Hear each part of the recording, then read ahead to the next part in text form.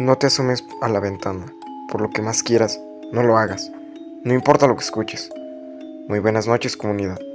Aquí estamos nuevamente dentro de su podcast favorito, Enigmas Sobrenaturales. Una recomendación que te podemos hacer es que no oigas este podcast a solas, ni mucho menos si eres una persona susceptible, porque en estos momentos puedes estar vigilado por algún tipo de ente. Si escuchas un ruido debajo de tu cama, que alguien toca tu ventana o una voz que parece llamarte, seguro todo tiene una explicación, pero No voltees, porque puede ser el mismo diablo el que venga por tu alma.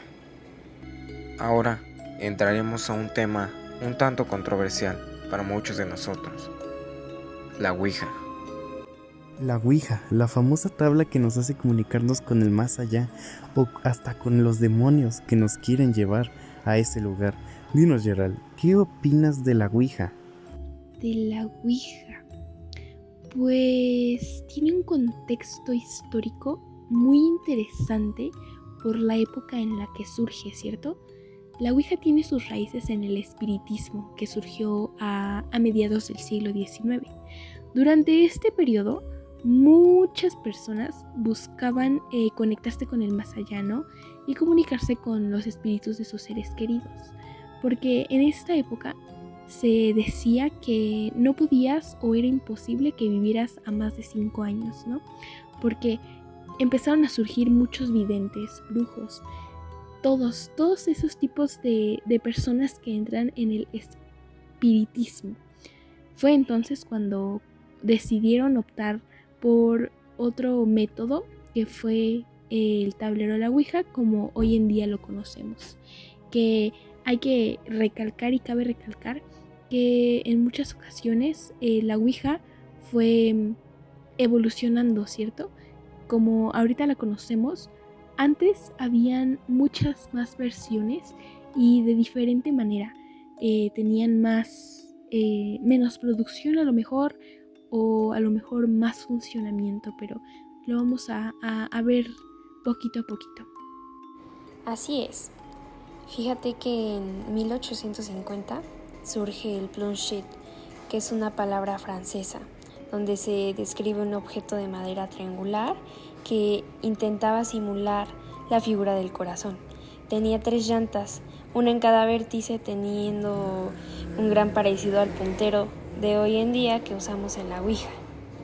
Para muchos, el origen de la Ouija siempre va a ser tan controversial, porque hubo muchas evoluciones de esta. Pero hay un libro que menciona un enunciado muy importante. Déjenme leérselos. En realidad, la Ouija sí que abre las comunicaciones entre este mundo y el siguiente para videntes experimentados que saben utilizarla. Es una herramienta beneficiosa que puede tender puentes con el más allá y permitir a la gente comunicarse con seres queridos ya fallecidos. Aunque se han utilizado distintas formas de la Ouija, Adolphus patentó la primera tabla y la llamó psicógrafo, es decir, la primera versión de la Ouija. El surgimiento fue cuando Adolphus estaba paseando por un cementerio en la oscuridad, con una pequeña tabla de madera, con el único objetivo para él que era comunicarse con los espíritus del más allá. Algunas personas que vivían en esas áreas por esos tiempos decían que estaba poseído por algún ente que se la pasaba por toda la noche lanzando maldiciones a todas las personas de esas áreas.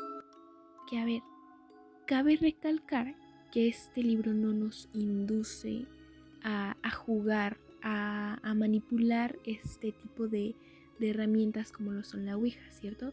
Sino a destigmatizarla de esta visión totalmente maligna que tenemos de ella y que al final termina siendo completamente cierto, ¿sí? Porque es el significado que a lo largo de los años nos han querido vender a partir de películas, series, libros y muchas más cosas.